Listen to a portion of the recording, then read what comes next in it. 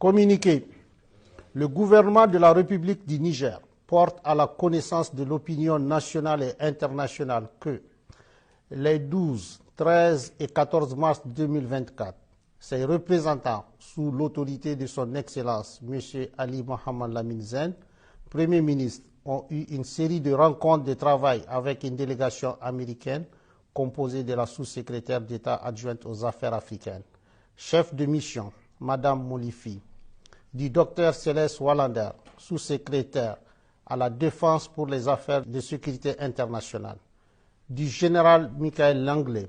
commandant en chef de l'Africom, et de Mme Kathleen Fisborn, ambassadeur des États-Unis d'Amérique au Niger. Sous la forme, l'arrivée de la délégation américaine n'a pas respecté les usages diplomatiques. En effet, c'est de façon unilatérale, par note verbale, que le gouvernement américain a informé le gouvernement nigérien de la date d'arrivée et de la composition de sa délégation, ainsi que les autorités nigériennes à rencontrer, sans précision aucune quant à l'objet de sa visite. C'est donc par courtoisie et suivant nos traditions millénaires d'accueil et d'hospitalité que le gouvernement a reçu la délégation américaine. Sur le fond, les échanges entre les deux délégations ont porté essentiellement sur la transition militaire en cours au Niger,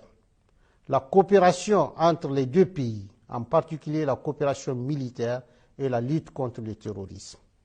les orientations et perspectives politiques du Niger dans leur aspect relatif au choix des partenaires sur le plan diplomatique, militaire et stratégique,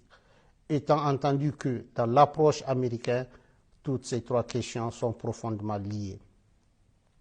Sur la transition en cours et le retour dans le meilleur délai à un ordre constitutionnel et démocratique, le gouvernement du Niger a réaffirmé sa ferme volonté d'organiser,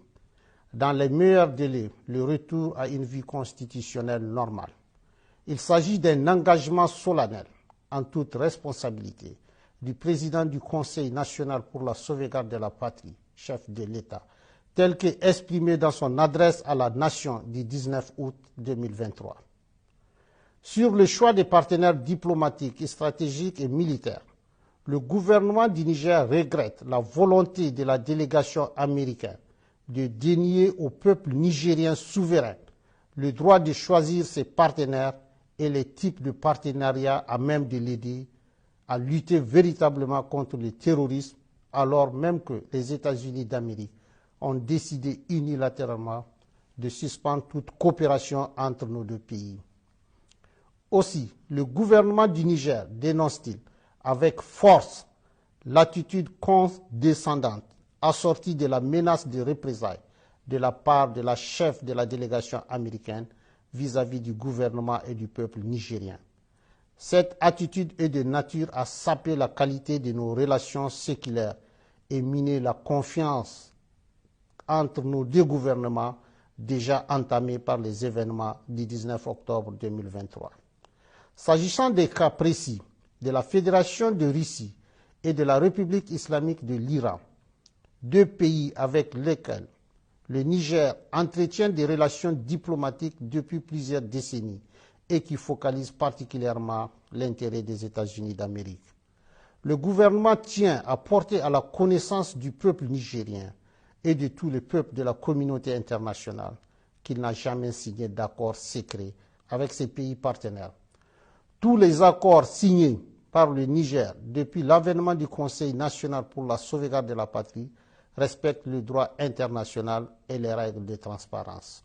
C'est pourquoi le gouvernement du Niger rejette les allégations mensongères de la chef de la délégation américaine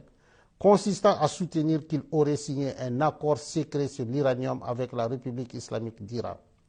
Cette approche cynique, habituellement utilisée pour discréditer, diaboliser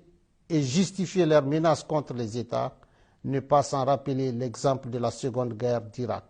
En effet, les Nigériens et l'ensemble de la communauté internationale se souviennent encore des fausses preuves brandies par le secrétaire d'État américain devant le Conseil de sécurité pour justifier l'agression américaine contre l'Irak et que dans cette affaire, le gouvernement du président Tanja avait été accusé de façon mensongère d'avoir fourni de l'uranium aux autorités de Bagdad, alors même qu'il est de notoriété publique que l'exploitation de l'uranium nigérien est totalement contrôlée par la France. Quant à la Fédération de Russie, il s'agit d'un partenaire avec lequel le Niger traite d'État à État, conformément aux accords de coopération militaire signés avec les gouvernements antérieurs pour acquérir le matériel militaire nécessaire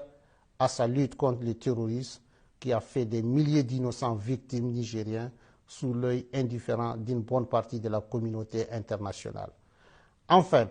le Niger réaffirme son engagement solennel à coopérer dans la transparence et le respect de sa souveraineté avec tous les pays et peuples épris de paix et de justice, conformément aux règles du droit international. Sur la coopération entre les deux pays, en particulier la coopération militaire et la lutte contre le terrorisme, faut-il le rappeler, la présence américaine sur le territoire de la République du Niger est illégale et viole toutes les règles constitutionnelles et démocratiques qui voudraient que le peuple souverain, notamment à travers ses représentants élus, soit consulté pour l'installation d'une armée étrangère sur le territoire national. Ainsi, c'est par simple note verbale numéro 174 du 6 juillet 2012 que la partie américaine a unilatéralement imposé au Niger un accord relatif au statut du personnel militaire des États-Unis et des employés civils du département américain de la Défense sur le territoire de la République du Niger. Cet accord est non seulement profondément injuste dans son fond, mais également ne répond pas aux aspirations et aux intérêts du peuple nigérien pour les raisons objectives suivantes. D'abord, il contraint le Niger à payer des factures liées aux taxes des avions militaires américains dont ces derniers doivent normalement s'acquitter et qui coûtent des milliards de francs CFA aux contribuables nigériens. Ensuite, les autorités nigériennes compétentes n'ont aucune information sur les activités militaires menées à partir des bases américaines au Niger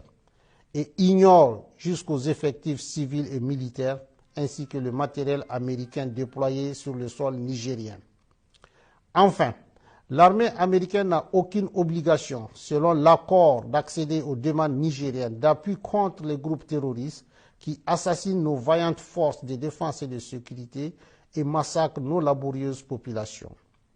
Aussi, depuis le 26 juillet 2023 et l'avènement du Conseil national pour la sauvegarde de la patrie, le gouvernement américain a décidé unilatéralement et brusquement de suspendre sa coopération militaire en violation de l'accord imposé au peuple nigérien en invoquant l'article 7008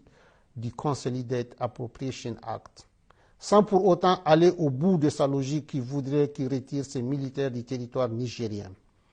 Par ailleurs, depuis quelques semaines, le gouvernement nigérien a constaté des activités illégales de survol de son territoire par des aéronefs américains et qui sont de nature à s'interroger sur la sincérité de leur partenariat et la pertinence du maintien de l'accord de coopération militaire imposé par note verbale. Au vu de tout ce qui précède, le gouvernement du Niger, prenant en compte les aspirations et les intérêts de son peuple, décide en toute responsabilité de dénoncer avec effet immédiat l'accord relatif au statut du personnel militaire des États-Unis et des employés civils du département américain de la Défense sur le territoire de la République du Niger. Une correspondance diplomatique sera adressée à la partie américaine à cet effet, fait à Niamey le 16 mars 2024.